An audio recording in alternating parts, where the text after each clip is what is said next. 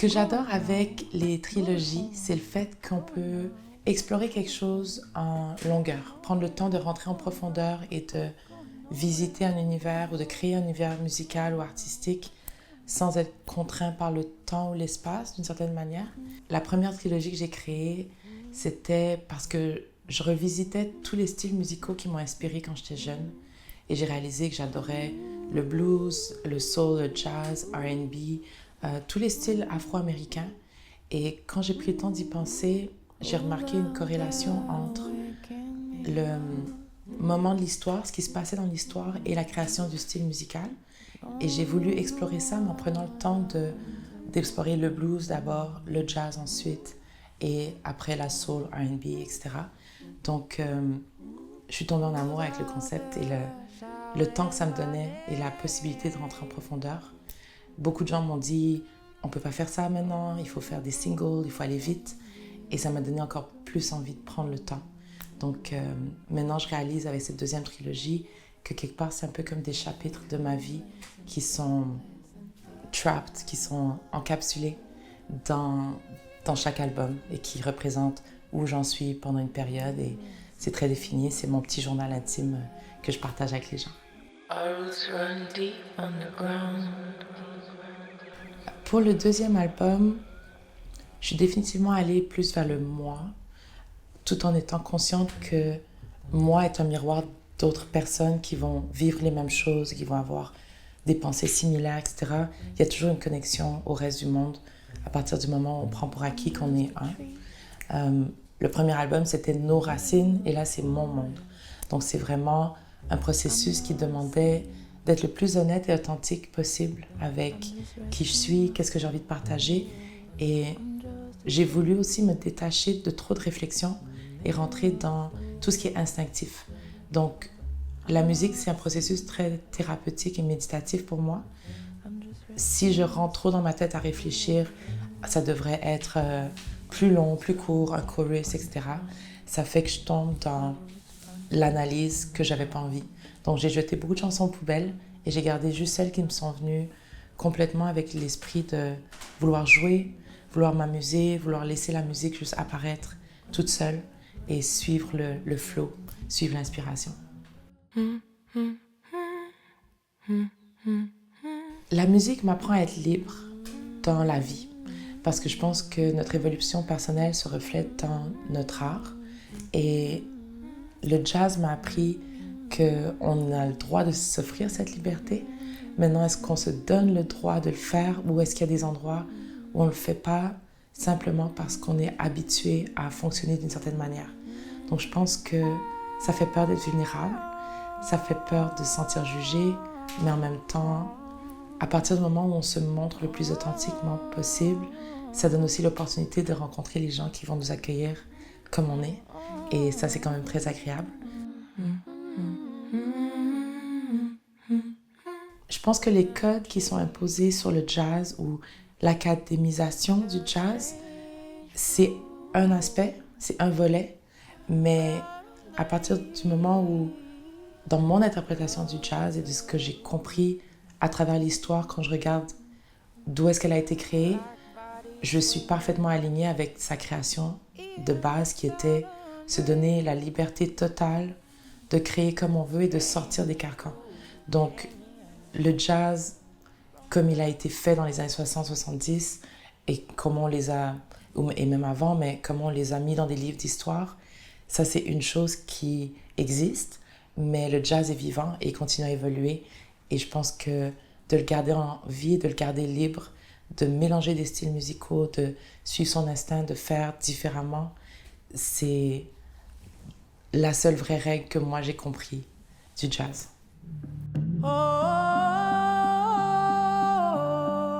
Si je dois être vraiment honnête, artistiquement, ce qui m'inspire le plus, c'est toujours la nature. C'est vivre et regarder autour, que ce soit les interactions qui peuvent sembler anodines avec la personne qui a fait mon café, qui est super passionnée, une femme qui a un magasin de parapluies et qui est passionnée par comment ranger ton parapluie, les différents types de pluie, le fait qu'elle peut venir voir les nuages. Je pense que autant les personnes passionnées par ce qu'elles font, peu importe le domaine, Et la nature, il y a toujours des leçons, que ce soit en prenant le temps d'interagir avec ou même de l'observer et de voir les parallèles qui s'appliquent aux humains. Je pense qu'on a tendance à se déconnecter de la nature comme si on ne faisait pas partie, alors qu'elle a plein de leçons qui s'appliquent à nous et qui...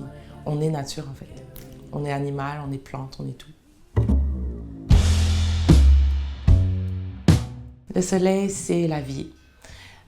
C'est la chaleur, c'est l'amour, c'est mon astre préféré parce que dès qu'il fait beau, je suis bien, tout simplement.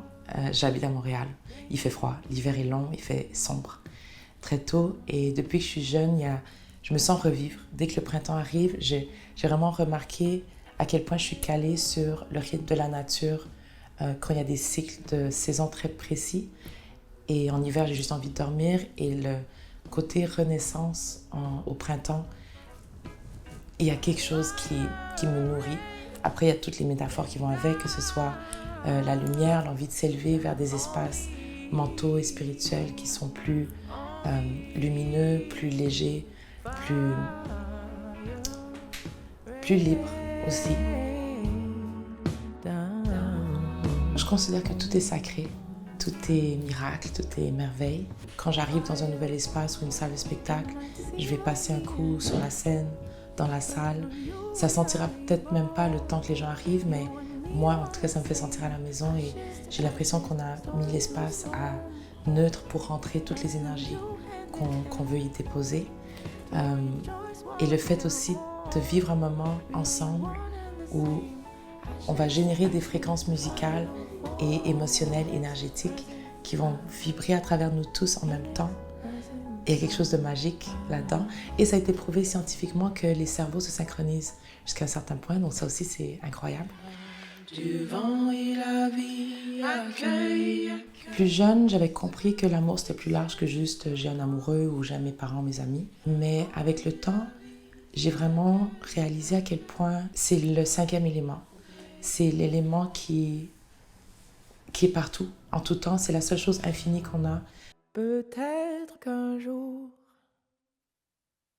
tu m'aimeras un peu plus. C'est la seule chose qui peut vraiment combattre la peur, la haine. Je pense qu'il y a beaucoup d'outils de révolution, mais que c'en est un qui compte aussi et que chacun est venu amener à sa manière l'outil avec lequel il est le plus confortable. Moi, c'est l'amour. Ma mère aussi m'a fait réaliser en vieillissant que c'est possible d'aimer inconditionnellement tout le monde. Ça ne veut pas dire qu'on aime tout ce que tout le monde fait.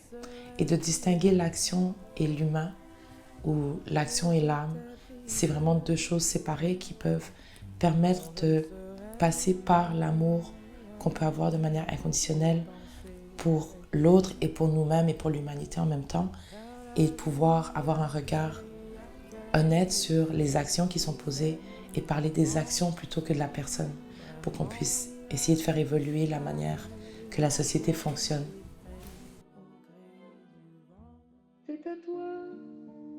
J'ai eu envie d'inclure l'extrait de ma maman qui chante dans cet album parce que dans ma première trilogie, le deuxième album était dédié à ma grand-mère qui est décédée, mais qui est toujours là, toujours.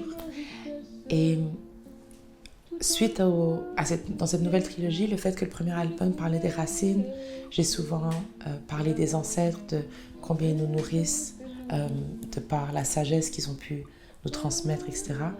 J'avais envie de prendre le temps de rendre hommage à ma mère parce qu'elle est en vie pour encore longtemps et qu'elle puisse en profiter parce que c'est commun de rendre hommage aux gens qui ne sont plus là, mais de prendre le temps de donner des fleurs à quelqu'un qu'on aime de leur vivant et de souligner, c'est quelque chose qui me tient à cœur et si ça peut encourager d'autres à le faire, de dire tout qu'on peut quand les gens sont là pour le recevoir.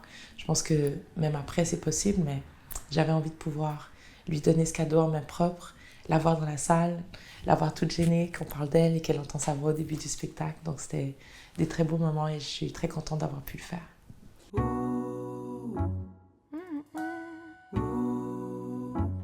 Alors ça, 100 points pour toi. C'est une excellente question. J'avais jamais pensé à ça comme ça. En effet, j'ai écouté beaucoup de gens parler et là tout d'un coup c'est moi qui dis je parle. je chante.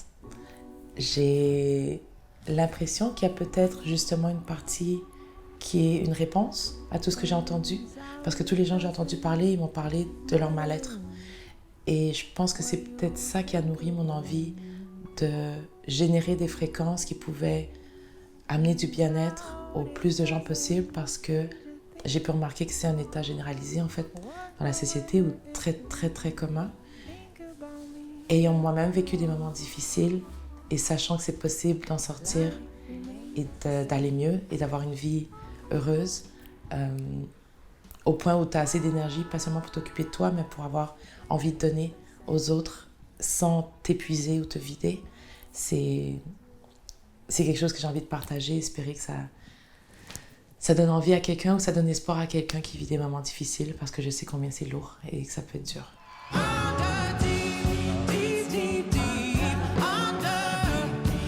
Monter sur scène avant, pour moi, c'était étrange parce que j'avais pas encore compris que j'avais le droit de faire ce que je voulais.